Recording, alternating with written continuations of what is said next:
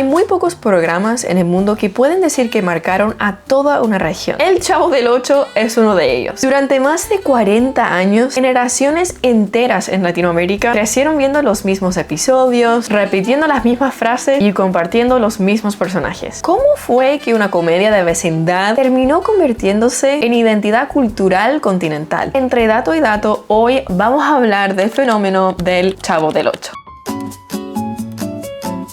El Chavo del Ocho es una comedia ambientada en una vecindad donde un niño huérfano, conocido como el Chavo, interactúa con sus vecinos a través de malentendidos, juegos y conflictos diarios. La serie gira en torno a personajes como el Kiko, la Chilindrina, Don Ramón y Doña Florinda, que representan distintos arquetipos sociales de la clase trabajadora latinoamericana. Con su humor, el programa convirtió la vida diaria en una comedia universal. Ahora, el Chavo del Ocho no nació siendo un fenómeno continental. Nació siendo, pues, un sketch. A finales de los años 60, Roberto Gómez Bolaños ya trabajaba escribiendo comedia para televisión mexicana. El personaje del Chavo apareció por primera vez en 1971 dentro del programa Chespirito, pero el público empezó a reaccionar. En 1973, el sketch se convierte oficialmente en programa independiente, El Chavo del Ocho. Y de hecho, el 8 se refería originalmente al canal donde se transmitía en México. Fun fact. Luego, dentro del universo del show, se convirtió en el número del departamento del Chavo, aunque nunca vimos ese famoso departamento. De hecho, su personaje supuestamente vivía en un barril, pero el creador aclaró años después que el barril técnicamente no era su casa, pero bueno, quién sabe. Al final, el programa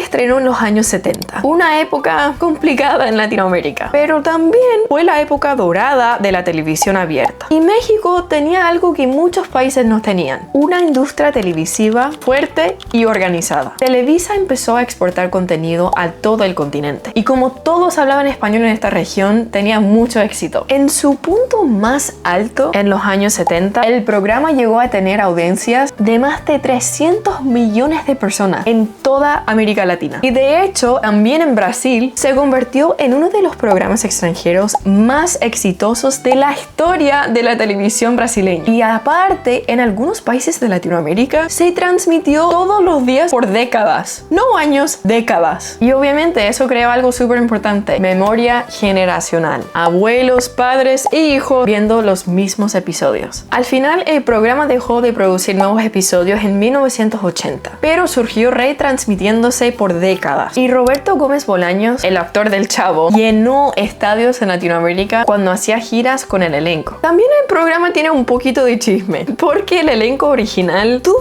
unos conflictos. Por ejemplo, el actor del Kiko y el actor del Chavo tuvieron disputas legales sobre los derechos del personaje. Al final, Kiko terminó dejando el proyecto y intentó seguir usando su personaje en otros países, y eso obviamente generó tensiones gigantes. Lo mismo pasó con la actriz de La Chilindrina, quien también tuvo conflictos legales por derechos de su personaje. Con el tiempo, el elenco original se fue fragmentando, pero eso al final no afectó tanto al éxito del show, porque ya era un fenómeno en el mundo. Al final del día, El Chavo del Ocho fue uno de los proyectos globales más grandes en el mundo latino. Se transmitía en una época donde no había muchos efectos especiales, inteligencia artificial o plataformas digitales para ver el programa. Solamente con un buen elenco, buena comedia y una historia muy chistosa, terminó siendo iconic en América Latina. Y eso no es poca cosa.